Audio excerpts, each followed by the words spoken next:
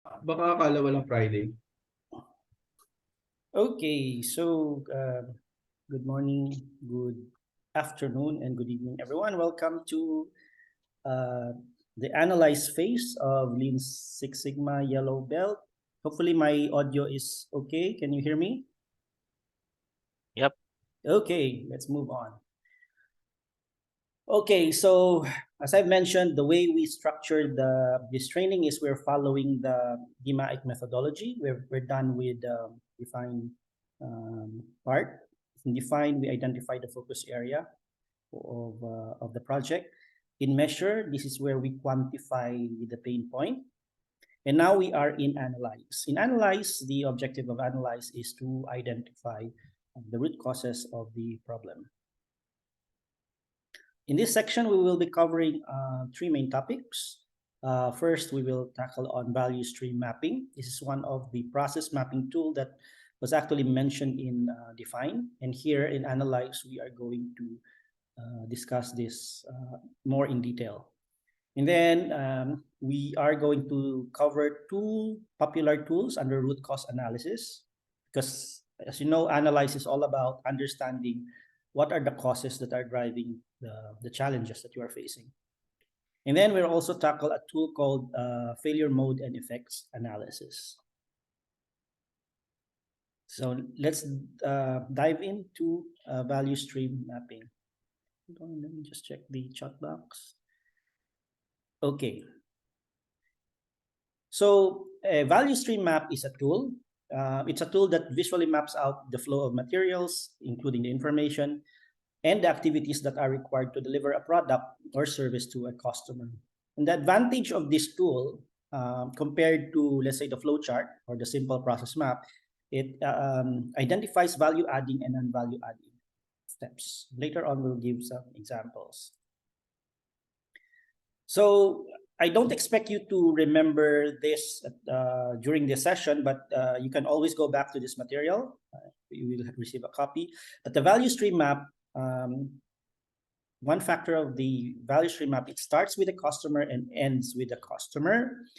There's only one happy path that we follow. So unlike in the flow chart where you have decisions, when you do a value stream map, you just follow one happy path. Okay. This is very important. The third bullet, you should measure the value adding and non-value adding activities, the touch time and the waiting time. So the touch time is the actual interaction with the customer where a transformation is happening, and the waiting time is actually the time in between steps. Okay, you need to identify what's the transformation that happens along the way, and if there are any triggers that will start the process. And the last bullet is equally important. You need to identify the pain points. So value stream map is very useful actually for activities where you want to identify what are the pain points in your process. So this is a typical value stream map. There is a trigger. It starts with a customer and actually ends with a customer. There is what you call the material flow. And the difference with the value stream map with a simple flow chart is that in the value stream map, there is information flow, a trigger that will signal to the customer that the process is finished. I don't expect you to memorize all of this in this session, but this is always a good reference that you can go back to.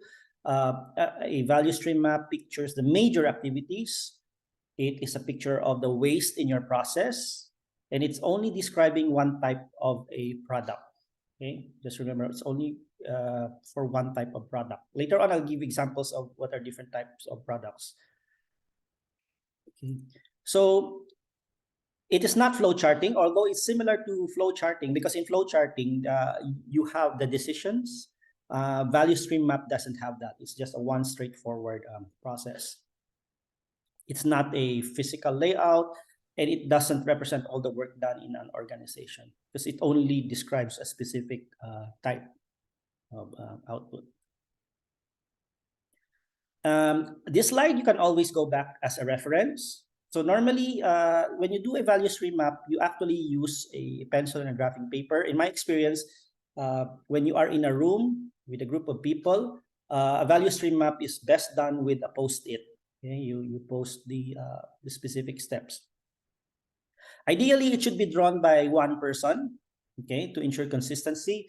But in my experience, actually handling Kaizen activities, when we do the process map, it's actually with a group of people, and we use post-its. Okay.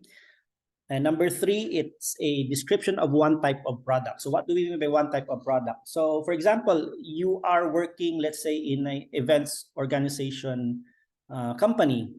One type of product might be, setting up a buffet for a wedding event. So that is your product, a buffet food preparation for a wedding event. So another type of product might be pictorials during the church wedding. So that's a different type of product. So in this case, when you want to do a value stream map, you only have to choose one. You cannot combine both because that will complicate the analysis. So in this case, let's say you have 2 types of products. Let's say a buffet setup or a pictorials. You have to choose which one you want to map. Okay, so we have a question here. So if you have various service offer, they would have one value stream map for each: Excel help, consultancy, and financial modeling. Yes, the chances are it's probably a different value stream maps for both. Okay, and it always starts with a customer request. Okay, what triggers the process? Okay, so that is the first trigger point when you do a value stream map. So is it a customer inquiry, or is it a customer sending in a request? But it always starts with a customer request, and it ends the moment that the value is delivered to the customer. So for example, you want to do a value stream map of the way you prepare food in a fast food setting. The starting point might be the moment the customer enters his order in that online, the online machine now in most of the restaurants, and it ends when the moment that the food is delivered to the customer. So starts with the customer request and ends when the value is delivered to the customer. Number 6, this is very important. It includes both value-added and non-value-added activities, because you are taking into account the turnaround time, and you have to factor in both what adds value and what doesn't add value. And you need to show information at the bottom of each step. The minimum actually for this one is actually the time. Okay, and ideally it should limit to 10 to 12 major activities or lower. Okay, so that's the rule of thumb. And here are some of the common icons used in value stream map. Do not be intimidated by this one. In my experience, I'm highlighting the ones that I frequently get to see are most useful, especially for a beginner. This one. So I've highlighted that in red. So the process step is very important. The outside source. This looks like a Bart Simpson here. Okay, it's just the who triggers the process. Then you have information on the data. So at the minimum, what should be the cycle time? If there are multiple people involved in the process, you can put the number of people. If you're dealing with a company that handles multiple shifts, you can put in the number of shifts. Okay, and then the manual information flow or the auto-generated information flow. Sometimes your work might involve databases, getting information from database. So this is the icon for that one. And this one, the problem area, this is one of the most useful ones, the burst. This is where you put the pain points or any challenges that is encountered in your process. And this one is the flow of material, here, the arrow. And here are some definitions that you need to consider when you're doing a value stream map. The first one is the value creation time. The value creation time is really the actual time spent where the transformation is happening. Let's give an example. Let's say you go to NBI. Okay, you go to NBI and you want to get NBI clearance. So the actual value creation time is the actual time where you are paying for the clearance. the time where they're getting your biometrics or the time that they're inputting your information in the system. That is where the value is really created. And there's also what you call the waiting time, okay, or the queue time. This is from a lean standpoint, this is considered waste because there is no transformation that's happening. So for example, when you go to NBI and you have to queue and let's say wait for 30 minutes before it's your turn for biometrics, the 30-minute time where you're waiting for your turn is considered waiting time. Okay. Lead time is from the start of your request until the delivery. So lead time will be, let's say, from the moment you enter, let's say, the NBI office. Okay? From the moment you enter NBI office, maybe you get a number in the queue system until the time that you get your clearance. That is the lead time. Okay? And cycle time is more on a specific process. How long does it take that window to process that transformation? So maybe there's one window on biometrics information. So how long does it take that person to get your biometrics? So that will be the cycle time. Let's give another example. Let's say you have a flight to, let's say, Ho Chi Minh City. Okay, so there are several steps in your process. The moment you enter the airport, then you check in, and then you go to the immigration. So cycle time for immigration will be the time it would take when you say, let's say, the cycle time for the passport processing or the stamping of your passport. The cycle time will be from the time, let's say, the immigration officer gets your passport and then returns your passport. So that's the cycle time for that specific step, okay, the immigration aspect. Okay, so there will be a cycle time for boarding your baggage. There is a cycle time for processing your passport. Okay. So a lead time is composed of several cycle times or cycle times of the process that are involved. Okay. So I hope those definitions can give you an overview of what is considered in the value stream map. Let's have a specific example. Okay. May I ask someone to read the statement here? Maybe I'll ask Glenn if you can read the statement.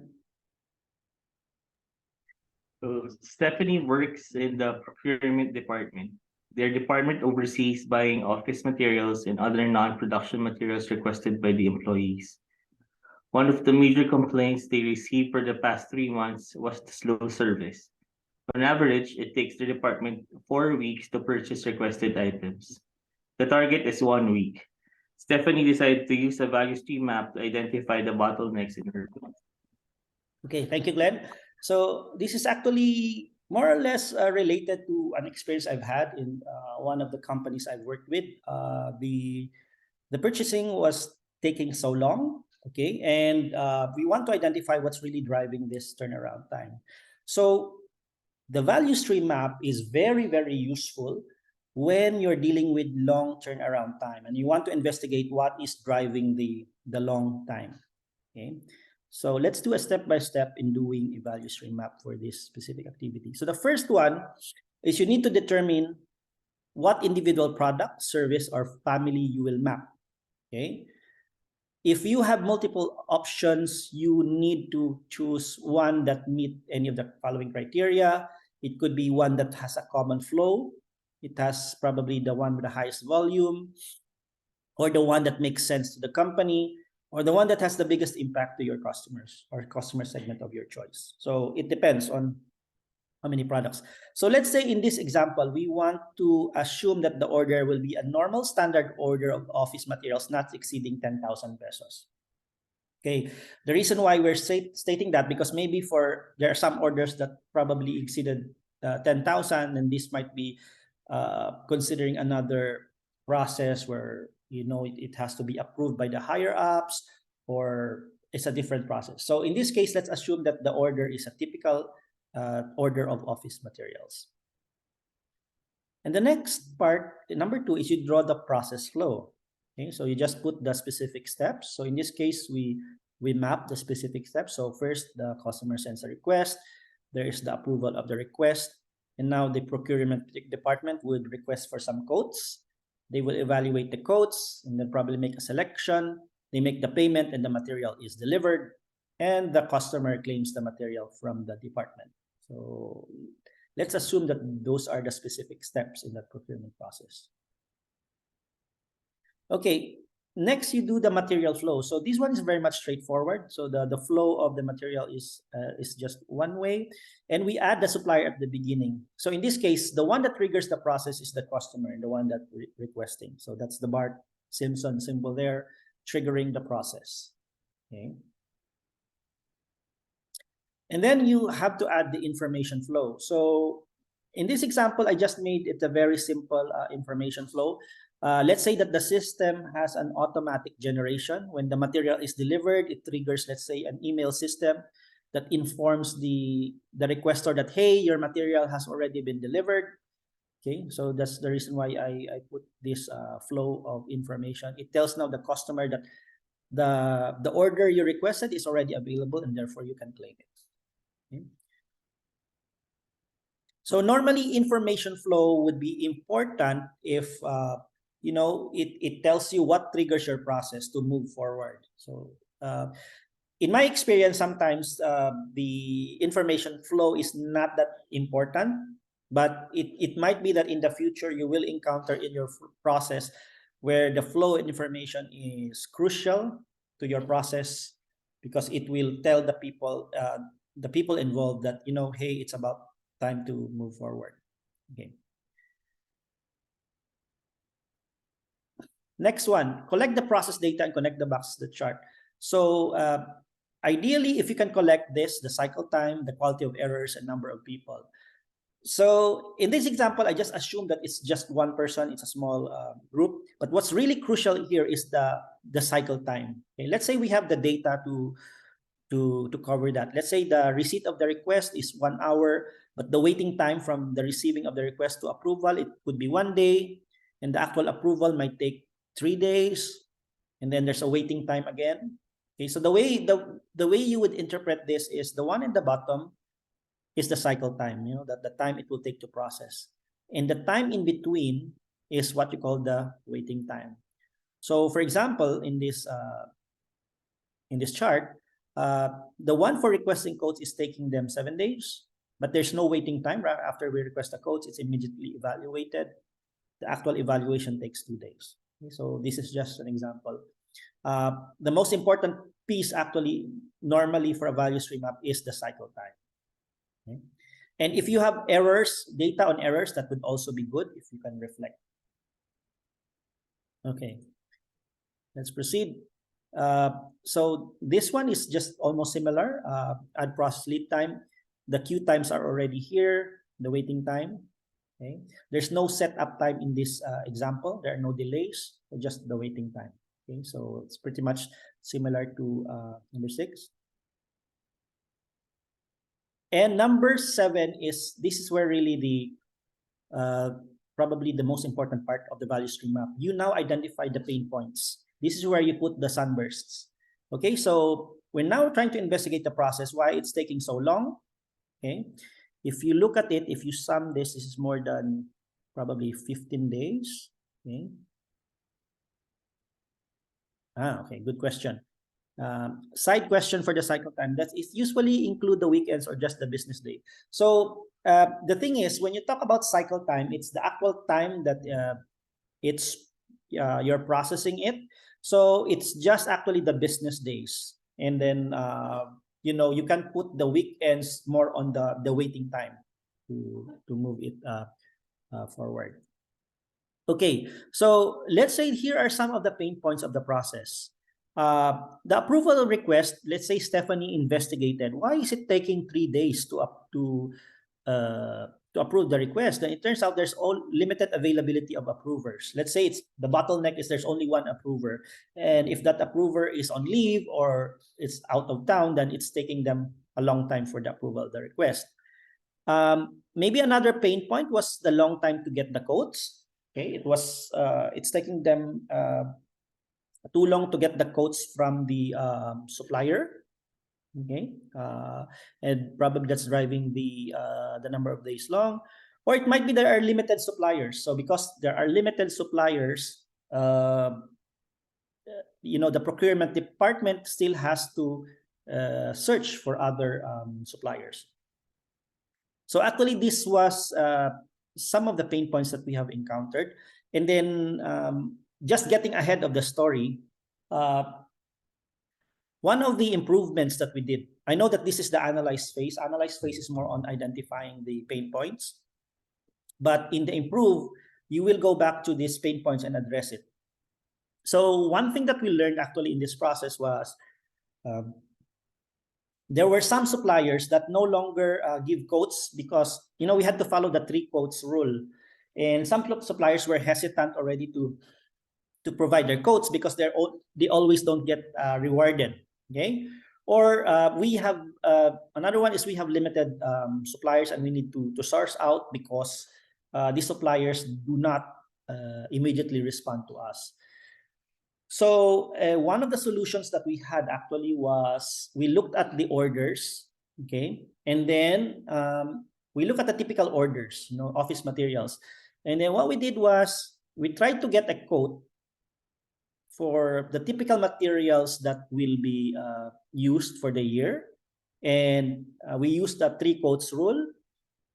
We did a survey, and then the company that gave the lowest quote on the average, okay, so there are probably materials that the pens might be higher in one supplier, but their paper is lower. We look at it from an overall view, and from there we decided that okay, supplier 1 will be our main choice of supplier for this year. Okay, so now that actually reduces now this process in requesting for quotes, because the moment we receive any order for pen or paper, we now know which supplier to go through, and no longer we have to do the 3 quotes rule every time the order happens. So those are some of the improvements that were done, but it all started by identifying the pain points. Okay, so that is where the value of the value stream map is. And this is very useful when you're talking about long turnaround time. So I'm just going to flash you some examples of value stream map in other processes. Yeah, so there was a question. So you made a database of suppliers and there. Yes. So a question from Jonas. You made a database of suppliers and yes. So what we did was we tried to predict as much as possible what will be the forecasted materials that we will be using for the year, and then we asked for quotes actually from 3 suppliers, and the one that gave us the lowest quote was the supplier of choice for that year. Okay, so it's not really a perfect science because maybe 80% of that one was actually the one that we purchased, but at least it reduced the turnaround time. This is a sample value stream map for leave processing. So you have the wait, let me just put some. So you can see here the sunbursts, okay, the opportunities for improvements. You have here information on cycle time. Okay, you put the cycle time here. There are cases where they had to distinguish. So I think this way the validation of processing inputs, easy, medium, complex. It talks about cycle time. Okay. Next example of a value stream. This one is on payroll, but notice that in this value stream map, they're missing the the information. They don't have information on the cycle time. However, this can still be useful because now you have the pain points. Okay, so you have focus areas where you may want to investigate to how you can improve your process. Okay. I'll give you one last example of value stream map. This is from actual experience in 2021. My mom had acquired COVID.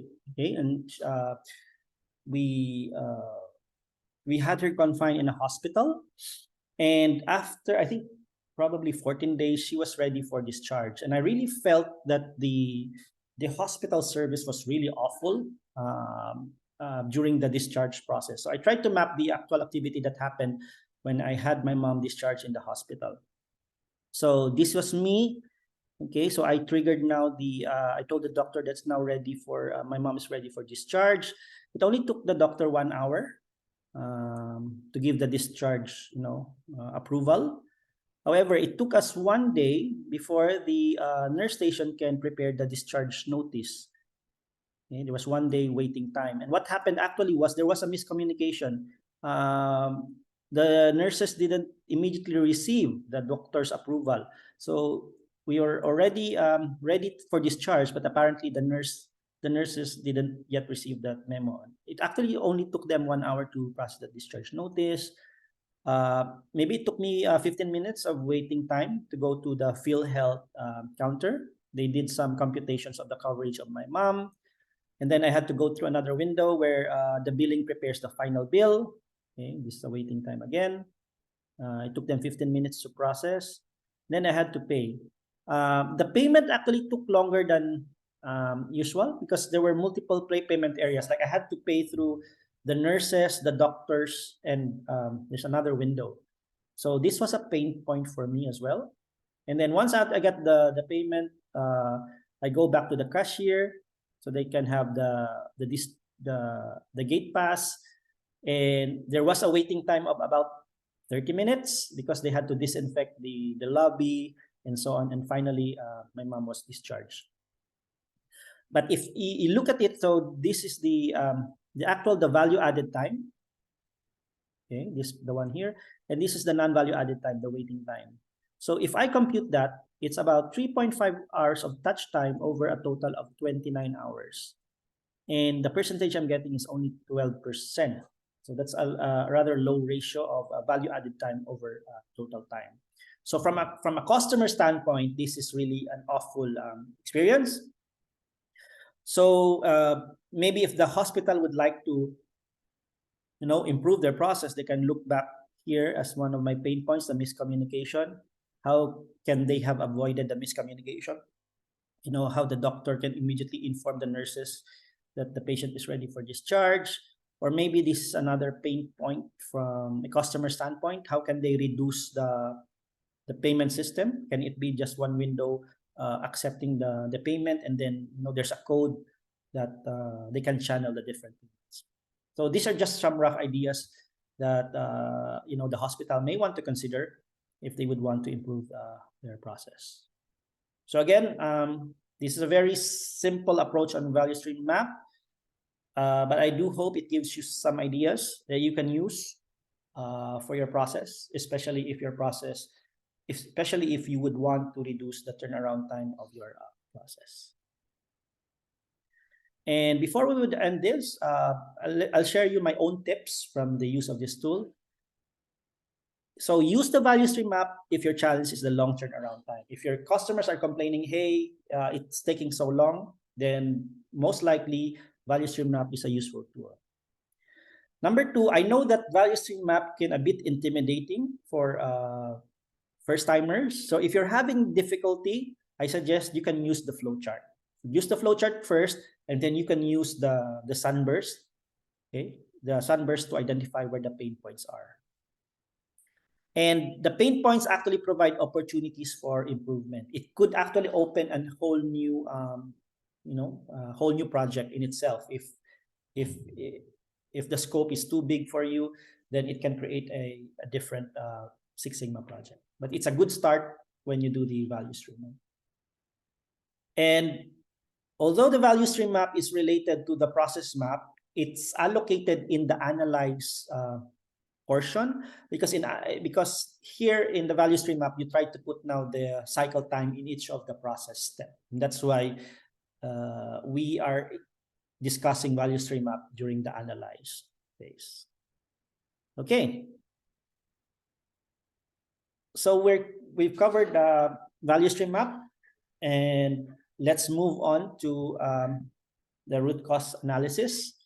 Okay, and later on at the end of the session, we will have the Q&A. Fishbone. So there are two very useful tools that are used in root cause analysis under understanding the root causes of the challenges. So the first one is Fishbone. It's just a visual representation of the potential causes of a problem. It helps you understand and prioritize the causes so that you can come up with solutions.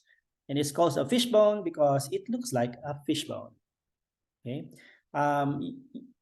Some people call this the Ishikawa diagram because of the person who created this one, Ishikawa. Or some people would also call this a cause and effect diagram. Let's have an example of using the fishbone diagram. Maybe I'll request Jonas, if you can read the slide. Patrick recently opened a restaurant that specializes in serving affordable Thai dishes. However, when he posted the announcement on Facebook, the post did not receive the desired level of engagement he had hoped for. What could be the possible causes? Okay, thank you, Jonas. So imagine you posted something and the post that you made did not get the engagement that you would have wanted. So you want to understand what are the possible causes, what's driving the low engagement. So this is one example where you can use the fishbone if you want to understand what's really driving the causes. So why is the post not getting the desired engagement? So you might want to brainstorm, and it can possibly classify the causes. Maybe it's in the method. It could be that the post that you had limited reach only, okay? Or there might be that if you boost your ad, it might be inadequate targeting. You are not targeting the right audience, okay? Or it might be timing, okay? Timing actually plays a role in the social engagement post, like posts that are made probably at 6 p.m. are more likely to have been engaged than, let's say, if you post something at 9 a.m. Because normally people in Facebook, at least when people are outside the office and they're now browsing the Facebook, so timing can play a role in the engagement. Or it could be that there's lack of incentive. People always look at it from what's in it for me. So normally if there's something like, hey, you get a discount when you do this, then if there's an incentive, people can be more engaged. Or it could be, let's say machine, it could be the wrong platform. Okay, maybe Facebook might not be the right social media. It could be Instagram, or maybe it's the reputation. So Patrick might have shared that only in his wall as Patrick, and he doesn't have good reputation among his circle of friends. So it's probably driving that engagement. Or Mother Nature, it could be competition. There are a lot of restaurants in the area, so you're fighting for the attention of the audience, and it's probably your competition is getting the attention. Or it might be that there is ineffective messaging, okay, or lack of visual appeal. This is very important. Sometimes when you make social media posts, the picture can trigger engagement. Okay? Or there might be there's no call to action. Okay? Normally, when you make a Facebook post, you ask the audience to do an action at the end of the post, like call this number or send us a note or something like that. It has to end with an action. Okay, so this is an example of the use of the fishbone diagram. The categories are just meant to be guides. Okay, so sometimes when you do brainstorming, it might be that for that specific category you can think of anything. That's okay. Okay. Let's have another fishbone diagram. And normally what's really nice about the Lean Six Sigma tools is it's not only about work, but you can also apply it in your own work, in your life process. So fun fact, do you know that around 80% of people abandon their New Year's resolutions by mid-February? So that's a huge number. Like 4 out of 5 immediately abandon their New Year's resolution. So let's say this year You had great plans, this year is the year that I'm going to achieve my New Year's resolution, and you're so excited for 2023, but come February, okay, you're falling up. So someone mentioned parang Pareto principle din yung resolution. Yes. Okay, yes. So you need to identify the top. So it's now, let's say June, and you try to ask yourself, oh, what happened now to my New Year's resolution? Why I'm not achieving my New Year's resolution? So, that could be a good reason for you to use the fishbone diagram. So let's see if we apply fishbone diagram. Oops. So why did you fail to meet your New Year's resolution? Okay, let's look at it. Maybe from a man standpoint, maybe there's lack of motivation. You're not really motivated. It's probably a goal that was forced to you by your wife or your girlfriend. It's not really your own goals, and that's why there's lack of motivation. Or maybe you keep on procrastinating, and I'm guilty of that too. Human nature. Oh, I'll just do this tomorrow. I'll just do this next month, and before you know, it's already the middle of the year. Okay. I couldn't think of something for machine. Let's look for method. Maybe you've set unrealistic goals. Okay. Maybe your goal was you want to be a cover model of Men's Health magazine. That might be too unrealistic. Or maybe you just want to tone down a bit your goal for the year. Just maybe reducing a few pounds. Poor goal setting. Yep. You did not really specify your goals for the year. It might be time constraints. Okay, you have other things on your mind, and you don't have enough time to achieve your goal. Or lack of tracking. This is very important. You have to have a mechanism in place to track your goals, maybe on a daily basis, on a weekly basis, just to check your progress. Mother Nature. Maybe there's lack of social support.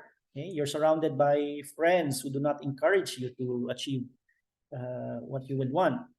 I always believe in the saying that, you are the average of the 5 people you hang out with. So if you hang out with people who are motivated, they can really drive you to achieve your goals. Okay? So it might be the lack of social support, or it could be financial constraints. You might have some goals that are dependent on money, and it might be that you're struggling financially, so you may want to reconsider your goals. So whatever it is, the point of this slide is mainly that, you can use the fishbone diagram to do analysis on life processes. Oh yeah, so someone mentioned machine, no gadget or app to help track. Yes, that's good. That's a good suggestion. Yeah, maybe you don't have a machine to help you track your goals. That's a good suggestion, Jonas. Thank you for that. Okay, so that's fishbone diagram. We now go to 5 whys.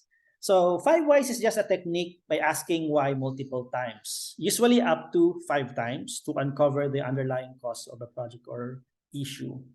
It doesn't necessarily have to be 5 whys. Sometimes the root cause can be uncovered in just 3 whys or 2 whys. Okay, so the good thing about 5 why is you can use this in tandem with fishbone. And the analogy is fishbone is about bread. Okay, you have many causes. 5 why is about the depth. Okay, or identifying the underlying cause of the problem. So let's have an example of a 5 why. Let's say you work in a company and one of your employees had a finger injury. You want to investigate why did the employee had a finger injury. So this would be a good case of using 5 why. So you ask yourself, the employee had an injury. Why? Because the employee did not use personal protective equipment. Okay? He did not use maybe gloves for that specific task. Why? Because the employee was not trained on the hazard of the job. Okay? And why? Because the company did not have a job safety analysis for them. So this might be the underlying reason why eventually you had an accident, because there was no program in place in your company.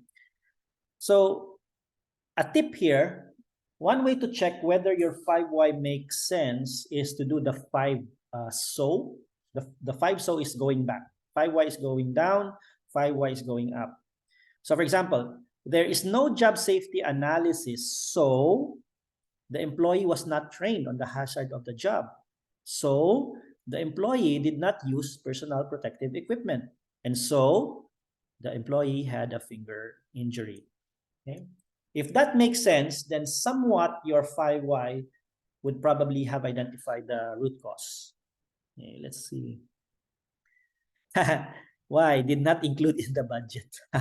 Yeah, so definitely it has to be included in the budget. But you know, in businesses, you need to prioritize. Okay. Okay, let's have another example. Let's say you are in a restaurant where maybe the complaint was the food preparation was low. So you ask yourself, why was the food preparation slow? Because the chef couldn't immediately find the ingredients. Why? Because there were no labels. Why? Because there was no system for storing ingredients. Okay, so it might be that the action that you need here is to have a system for storing your ingredients. And let's look at it from a 5SO standpoint. There's no system for storing ingredients, so there were no labels. And therefore, so they couldn't immediately find the ingredients. And so the food preparation was slow. Okay, so somewhat the 5SO, actually in this case it's 4SO, makes sense. Almost always the root cause of a problem could be something in your system, the lack of system that you have in your workplace. Okay, let's have an example here on environmental health and safety. Sophia observes that one of the fire extinguishers near it's blocking. Near the lobby has not been checked. The tags of all the other fire extinguishers in the same floor indicate that they have been inspected. Upon investigation, she found out that the new fire extinguishers was added last month, but the person doing the inspection did not update the checklist. What could be the root cause of the problem? Okay. Can I have your responses maybe on the chat box? What do you think would be the root cause of the problem here? So just a bit of a context. In environmental health and safety, it's a requirement by law that you need to check your fire extinguishers at least once a month. Okay. So what do you think would be the underlying reason here why the new fire extinguisher was not inspected? Any guess? And put in the chat box. I'm going to give you probably 30 seconds. So someone answered checklist was not updated. Why?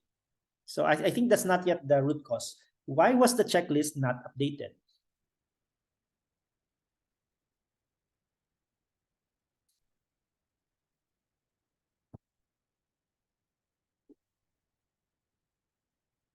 Okay, any guess? The answer here is the checklist was not updated because the company did not have a change management system in place. Okay, so that's lacking. Normally, if you are running a company, you need to have what we call a change management system that for any changes in the layout, it has to go to some approvals and it has to be reviewed as well from a health and safety standpoint.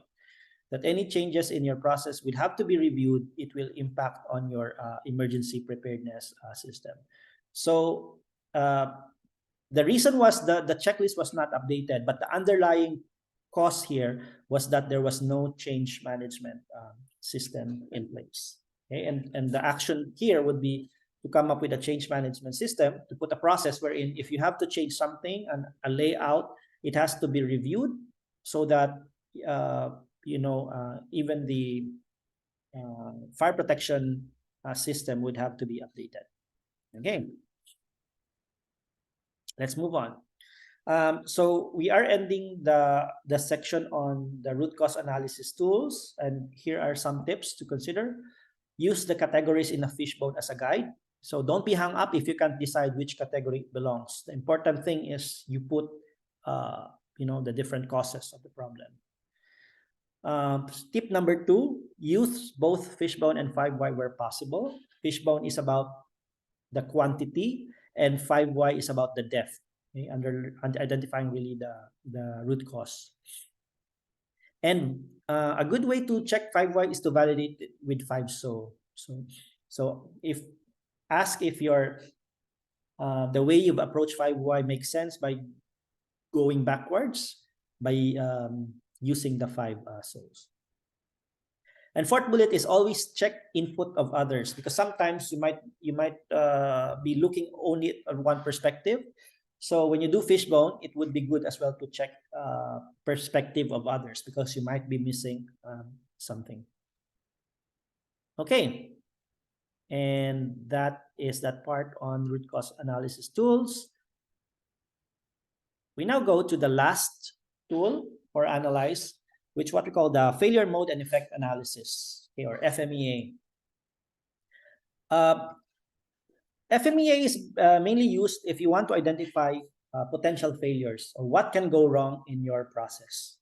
Okay, this one is a bit mathematical, but I think when I give an example, you can probably easier manage it. So here are the components of the FMEA, or the failure mode and effect analysis. The first one is the failure mode. What can go wrong? So the question here is, what can go wrong in your process? And the next one is, what will be the effect? Okay, if that failure happens, what will now be the impact? Okay, because not all failures have the same degree of severity. Okay, so let's say if you work in a restaurant business, one failure that could go wrong is you give the wrong order to a customer, and it might not really be a life and death situation. But let's say if you work in a hospital environment and you injected, the wrong medicine to a patient, then the effect will be totally different. Okay? So here you ask yourself, if a failure happens in your process, what will be the effect? And you put a score in what we call severity. So here in severity, you assign a score on that effect from 1 to 10. 10 being the worst and 1 being the least severe. And then you next ask yourself, what is driving that failure? What are the causes? Okay. So after asking your causes, you now ask for the occurrence or the probability. How likely is that failure going to happen? Okay. So if it's a 10, it's almost near certain that it will happen. And if it's a 1, it's highly unlikely that it will happen. Okay, and oh, sorry, this one is wrong. 10 represents near certainty. This is not uncertainty. 10 seems that this failure is going to likely happen. Okay. Current controls. Do you have a control in place to check if the error would happen? Okay.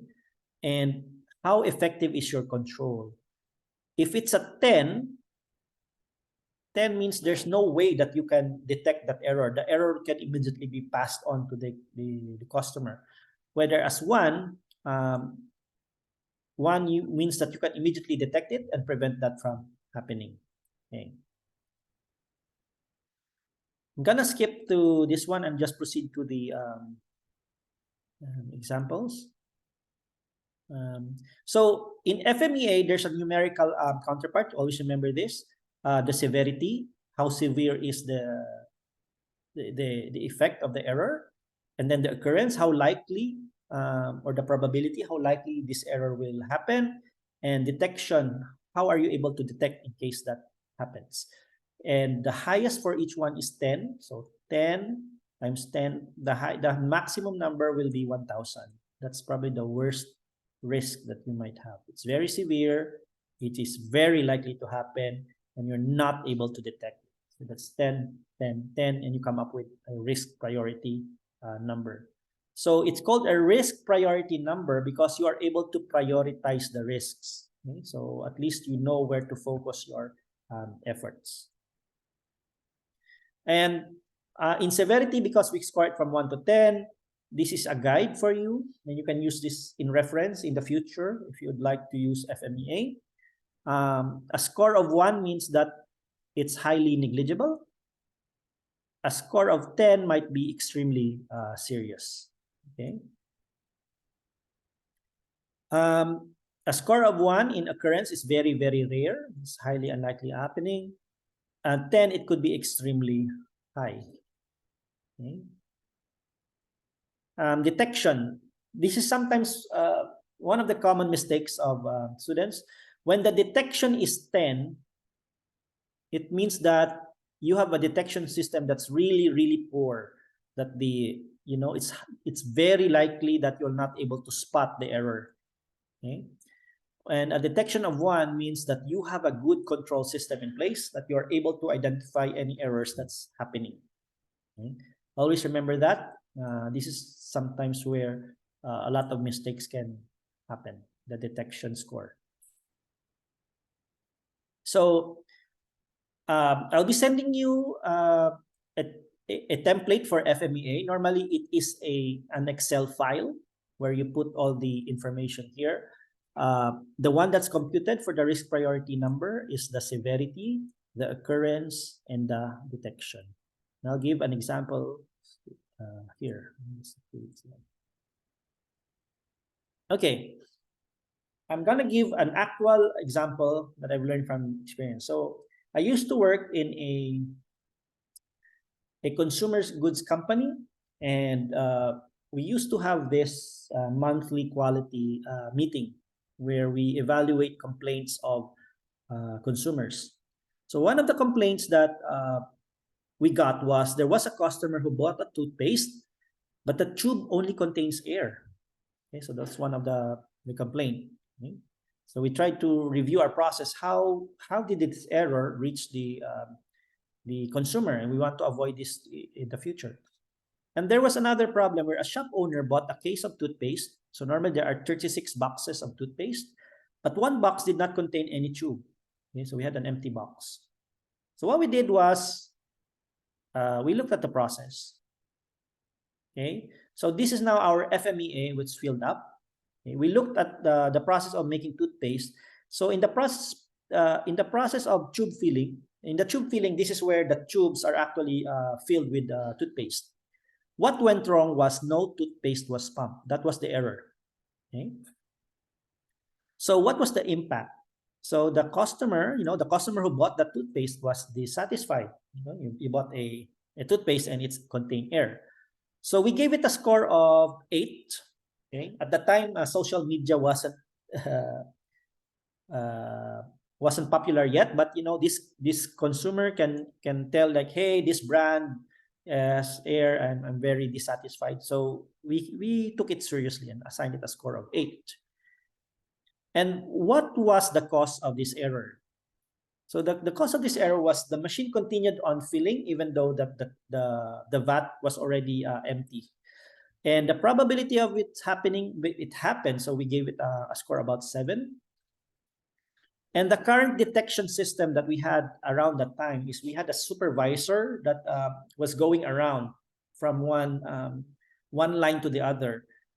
And if that tub is almost getting emptied, then the supervisor would just would stop and put additional toothpaste. So it wasn't really that effective because there were some that went out. So we gave it a score of 7. And this is the score of the risk priority number. And then the other process, we looked at the casing. Okay, the casing is where the boxes are now being put into the case. So what went wrong was an empty box without the tube was packed. It led to shop owner dissatisfaction. We gave it a score of 7, slightly lower than the consumer. The problem here was the machine alignment. Okay, if the machine is producing like 1,000 tubes at a time, sooner or later it will be misaligned, and there will be times wherein the tube will not shoot immediately into the box. But it happens, but not as often. So we gave it a score of 6. And the detection we had in place was there was this contractor at the end of the line who does random weighing. So he just weighs a box, see if it meets the desired weight, and sets aside if there's a problem. It wasn't that effective because it was a random sampling, so we would expect some boxes to pass through. And this was the score. But the FMEA doesn't stop here because we understand we don't want this problem to happen again. So we had to come up with a solution. Any idea what solution could be done to address the issues? If you can put in the chat box before I reveal the answers. What can possibly be the solutions to be done? Okay, there's one. In what sense that you can automate the detection?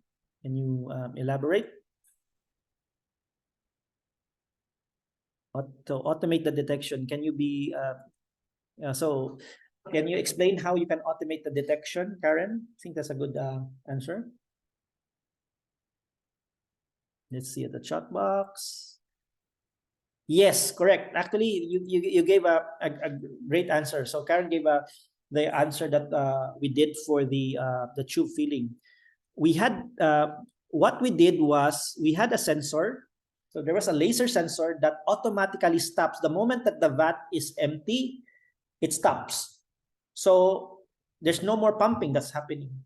So because of that sensor that stops the filling the moment that it's empty, we have reduced the probability of 7 from 7, it became almost 1.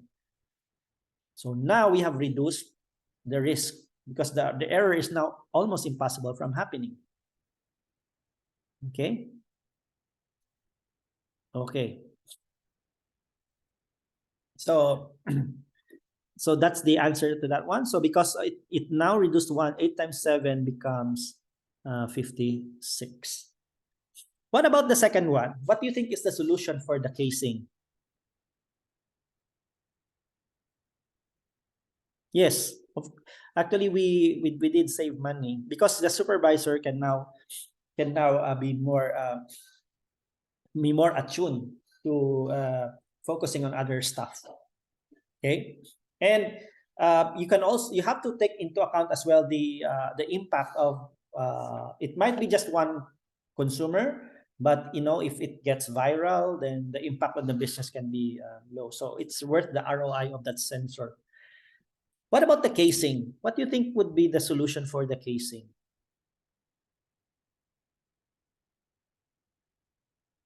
Any idea?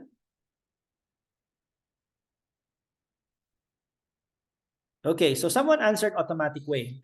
Actually, we did evaluate automatic weighing, but you have to consider that these are 1,000 boxes moving, maybe 100 boxes in a second, and automatic weighing will be very, yes, but it will be highly sensitive and it will be very expensive. And please take note that this was a line that was shared with shampoo as well. So it's a conveyor belt with shampoo that passed in a box. And just putting that automatic weighing was costly. And there are different boxes that are coming in. So we did consider that, but it didn't make sense from a cost standpoint.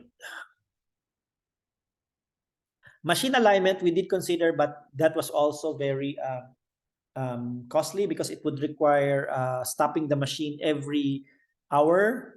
Okay, and the alignment was also costly. So anyway, one more answer before I answered. Okay, and you know what's surprising was that the solution was very, very simple. So what we did was just put no, it's not a personal as well because it was very costly. What we did was cost only like 2,000 pesos.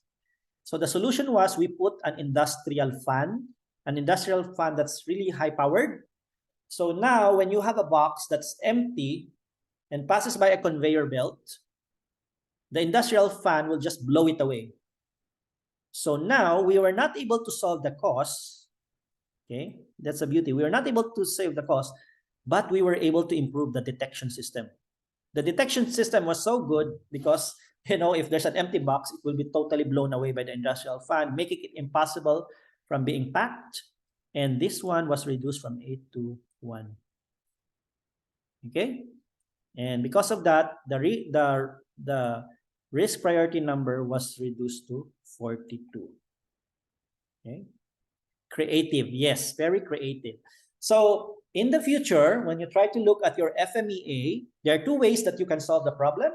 One is address the cause, okay, if you can eliminate the source of error. Or if addressing the cause can be costly, try to improve the detection system. So in this case, we focus on the detection system because the detection system was very cheap and it solved our problem. Okay. And that's it for FMEA. I hope that example, how did you come up with the fan? I don't know. You just need to be creative. If you've been to other factories, you get to see actually this being used. But sometimes maybe you just need to come up with the lateral thinking. So that was a question here. How we come up with the fan. In improve phase, we will discuss what you call this lateral thinking, and you need this when you come up with solutions. For now, let's end this session with some tips on FMEA. So you don't use FMEA all the time, but if a failure in your process has drastic consequences, you may want to consider using FMEA. What can go wrong? What's the severity of that impact? How do you prevent it happening? Or do you have a detection system in place? Okay. And FMEA is actually used in tandem with Fishbone and 5Y in determining causes of failure. And when you use the FMEA, it would be nice to recalibrate the assigned numbers just to, make sure that it makes sense. And that's it for FMEA. So this is more of an overview of what's in store for analyze phase in green belt. Actually, analyze phase in yellow belt is quite simple. We just go through the tools. Analyze phase in green belt is more mathematical. So on top of the tools that we have covered in green belt, there's a portion here where you now validate the root causes. Okay, and you use math to validate. Is it really true that the causes that you have identified are these ones? Okay. This is for sophisticated processes already. If you have data in place, if you have high volume in your process, then it makes sense to invest in green belt training. So in green belt, you will, in analyze phase, you will be dealing with statistics, a test of hypothesis, whether the factors that you have identified are actually really driving the causes that you are experiencing. So we'll be dealing with different types of statistical tests like the t-test, f-test, ANOVA test, and so on. Okay, so if you are math inclined and you think that will really be valuable to your process, it's something that you may want to consider, but it's quite complicated for green belt. But just a taste of what's in store if you would like to consider green belt in the future. And before we would end this session, let me just have this shot to have a tool review. We have covered 4 tools for analyze. You can use this as a tip, as a reference in the future. Use value stream map when you want to know what's driving your turnaround time. Fishbone for the different causes. 5Y if you want to understand the root cause.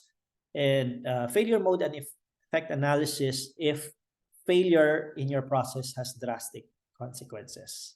And I hope you can use this slide as a reference in the future. And that's all for analyze module. I'm now open for questions. I'm just gonna stop the recording of this video.